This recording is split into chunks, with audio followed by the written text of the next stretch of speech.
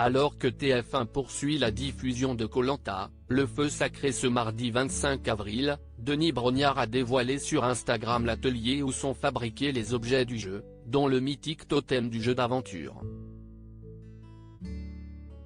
Le totem est sans conteste le symbole de Koh Lanta. Pour cette saison du feu sacré, Denis Brognard a d'ailleurs, dans une vidéo postée sur Instagram, dévoilé les coulisses de sa fabrication.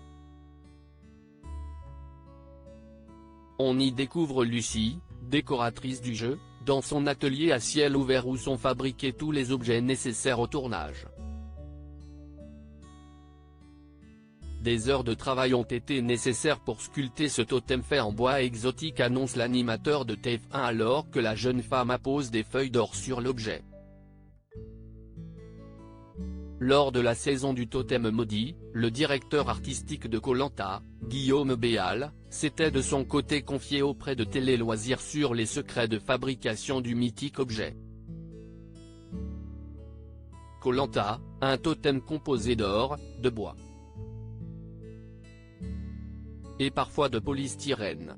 Sachez que la production met un point d'honneur à toujours respecter la culture locale pour le visuel du totem. Je bouffe littéralement de l'image, grâce à Internet, aux musées et aux marchands d'art.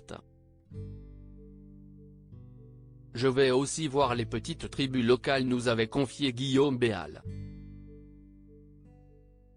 Une fois sa version définitive validée, il faut compter 3 jours pour réaliser un totem, 6 est de la sculpture, donc 6 est long à faire.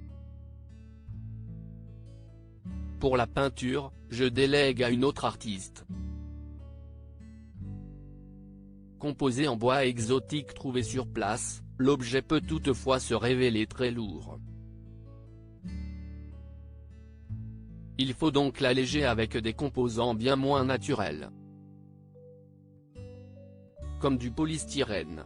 Koh Lanta, ce petit détail inscrit sur le totem, jamais vu à la télé. Un totem de secours est également toujours disponible lors du tournage.